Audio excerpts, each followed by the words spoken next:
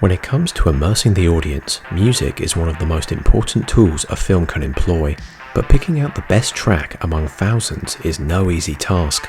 Main themes can connect us with the characters on screen, but the use of licensed music can be just as effective. This list will involve a mixture of old and new, while also homing in on opening and closing tracks, songs that pull you into the movie straight away or conclude things on a satisfying note. Keep in mind that I will be spoiling the start or end of all productions in the list, so be sure to go and watch them if you haven't already for the full effect. Let's get started. Number 10, The Matrix and Wake Up.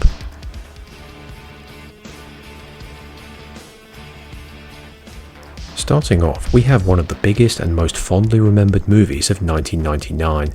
The Matrix is a sci-fi masterpiece, a huge part of pop culture, and a showcase of superb special effects. The tale of Neo, Morpheus and Trinity and their struggle to free humans from an oppressive virtual world blew audiences away on its release.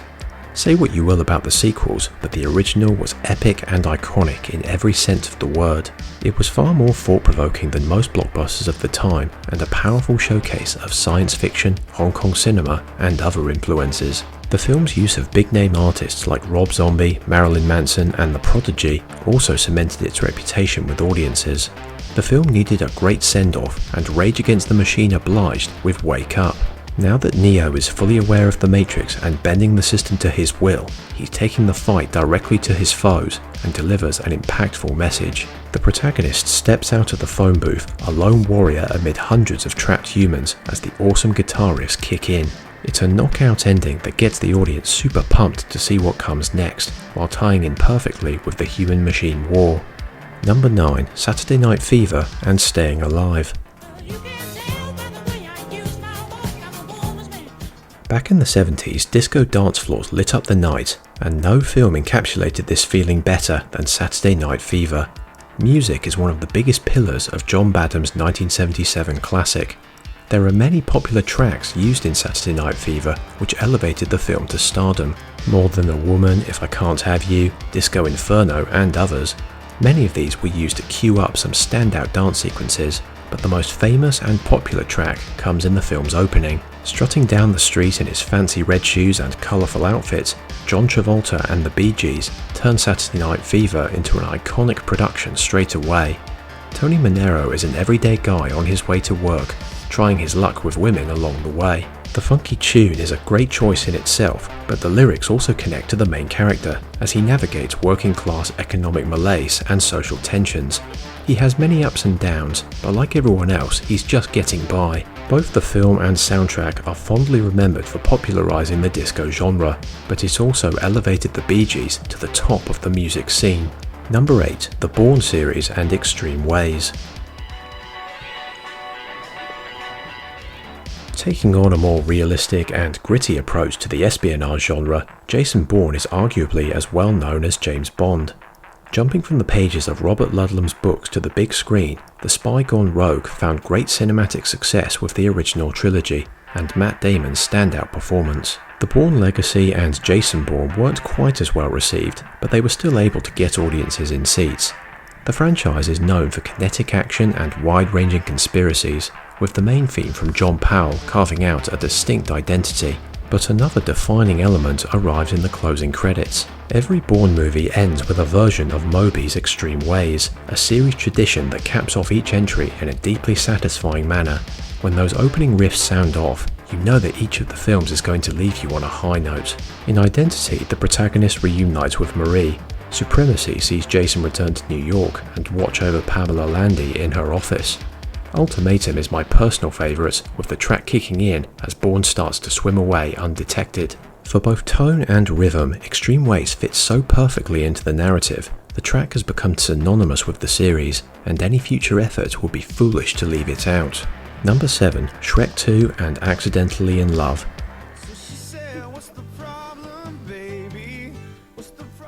Rising as the biggest competitor to Disney in the late 90s, DreamWorks had some big hits with Ants and the Prince of Egypt, but it was Shrek who really put them on the map in 2001.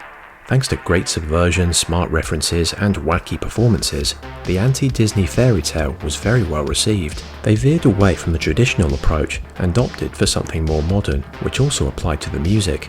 If I were ranking song choices for set pieces, the outstanding rendition of Bonnie Tyler's I Need a Hero in Shrek 2 would have made the list, but for this entry we're looking back to the opening. Many of you would agree that the sequel is even better than the original, and it all starts with Counting Crows and Accidentally in Love. The pace is sharp, the jokes are well in tune, and above all else, you feel Shrek and Fiona's happiness on their honeymoon.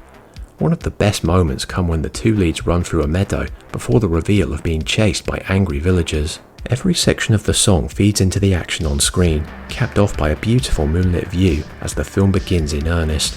Number 6, Edge of Tomorrow and Love Me Again. The most recent entry to make the list, Edge of Tomorrow stood as one of the most unique action films of the 2010s, a story where the heroes, played by Tom Cruise and Emily Blunt, have to repeat battles over and over until they reach the source of the alien menace in their bulky combat suits. Much of the main soundtrack received mixed reviews, but one mainstream pop song from the UK singer John Newman proved to be an excellent fit for the ending. Over time, Major William Cage and Sergeant Rita Vrataski form a steady partnership, gradually unravelling the best route to victory. Ultimately, the tide is turned in the conflict against the Mimics, and William returns to reintroduce himself to Rita in the training zone.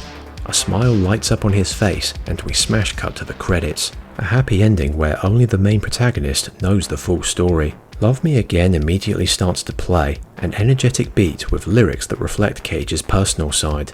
This creative choice is much simpler when compared to other entries, but it fits so well, finishing off one of the most intense cinematic thrill rides in recent memory. Number 5, Easy Rider and Born to Be Wild.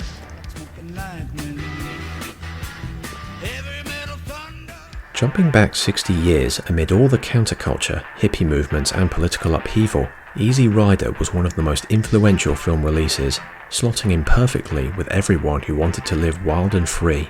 It's a movie about adolescents and all the crazy activities they got up to in the 1960s. One of these was throwing away watches and taking off on a road trip with no rules and no planned direction. Peter Fonda and Dennis Hopper captured this feeling effortlessly, as well as the more unstable pursuits along the way. One track sums up the movie in no less than 2 minutes. As the characters set off on the open road, riding their famous Harley-Davidson motorbikes, Born to Be Wild by Steppenwolf kicks off the opening credits with some weighty chord work. It's well in line with the main characters and tells you why they love to roam free without any dialogue. Born to Be Wild is fully embedded into the culture of bikers and their endless travels, making it the perfect opening to Easy Rider. The song has been used in many titles since, but none can beat the original classic. Number 4, Guardians of the Galaxy Volume 3 and Dog Days Are Over. Jumping into the superhero scene for the next pick, many Marvel films have great soundtracks, but it's James Gunn and the Guardians of the Galaxy who often receive the best of the bunch. While the trilogy mainly relied on classic 80s tracks for the action, the production crew chose a more modern direction for the end of the trilogy. Every film has excelled at sentimental moments, and Volume 3 is no different. With Rocket Raccoon freed from his torment and the crew going their separate ways, Florence and the Machine was chosen to end the story. Volume 2 wrapped things up with the emotional Father and Son by Cat Stevens, but Dog Days Are Over is the perfect summary for the characters as they reach the end of their individual arcs. It's both conclusive and bittersweet, a montage that sends the team off in the best way possible. Mantis embarks on her own journey of self-discovery, Gamora returns to the Ravagers, and Quill reunites with his father on Earth. The big highlight is when Drax finally smiles and lets loose, dancing with his new adopted family as the track builds up. By populating the music with cheers and celebration from the characters, it reaches an emotional peak. Number 3, Apocalypse Now and The End. Now we're off to a darker place with a well-known track from The Doors. Released in 1967, The End is already a dark piece in itself. Lead singer Jim Morrison was in a rough place when he wrote it, reflecting on a bad breakup and other painful moments in life. This direction made it an excellent fit for Francis Ford Coppola's Apocalypse Now. Many still consider the 1979 release to be the very best film on the Vietnam War. This is one case where you can't have one without the other. The film and song complement each other flawlessly. The end steals in at both the opening and closing moments. It's a crucial piece of the atmosphere that colours the production. The lyrics begin right as the napalm lands on the jungle. The shots seamlessly fade from one into the other, eventually settling on Martin Sheen's face as we're introduced to Captain Willard, who is just as unstable as the other characters. At the opposite end, we have an utterly enthralling end sequence. Willard's mission to assassinate Colonel Kurtz reaches its climax. The music builds as he approaches the antagonist and reaches a fever pitch when the killing starts. The song fades out, leaving us deeply haunted by the Colonel's final words. Number 2. The Killing Fields and Imagine. Back in the 1980s, many were coming to terms with the horrific events of Vietnam and other events in Southeast Asia. The Killing Fields tells the story of the neighbouring Cambodian genocide. American journalist Sidney Scanberg documents the events, but he is unable to take his friend Diff Pran with him, leaving the country by air before the worst hits. In the Cambodian perspective, there is nothing but endless horror, a brutal recreation of one of the worst genocides in human history. For most of the film, there is no music, which only hammers home the immense suffering. We follow Pran as he endures immense persecution under the Khmer Rouge and eventually makes his escape on foot. The light at the end of the tunnel comes when Pran makes it to a Red Cross camp in Thailand, where he finally reunites with his friend. After so much horror, John Lennon's Imagine ebbs in as they embrace with beaming smiles on both of their faces. It's a simple but highly effective pick, pulling at the heartstrings with the piano notes. Imagine is also deeply relevant to the setting. Lennon wrote it in 1971 when much of the world was tearing itself apart. It has been used many times as a call for peace, and in the case of The Killing Fields, it made the film stand out to every audience. Number 1. Trainspotting and Lust for Life. Widely regarded as one of the best British films ever made, Danny Boyle's Trainspotting is a highly energised tale of poverty, addiction and profanity. It used many licensed songs to represent the ups and downs of the characters and their personal struggles. This creative choice placed the film right at the heart of 90s culture. Just about every song in Trainspotting is placed to perfection, but Lust for Life by Iggy Pop is arguably the best remembered. It opens the film with great momentum as Renton and Spud run from the police. It matches the pace as Renton's narration pulls the audience in. But the song isn't confined to the opening. Iggy Pop is one of the protagonist's favourite musicians, and further down the line, the opening is replayed with a much sadder track from Blur. The feel of the sequence is flipped on its head. The high of the drugs has descended to a devastating low. Lust for Life is a key part of the film's success, and it hits you right out of the gate. More than 20 years later, a similar sounding track called Shotgun Mouthwash from High Contrast was used in the sequel to great effect. It puts a techno spin on the new decade while reversing the direction of the characters. Those were my picks for the best tracks to mark the beginning or end of a film, but there are so many others to choose from. Stick your favourites in the comments below. You can find more top 10 lists like this one on my channel.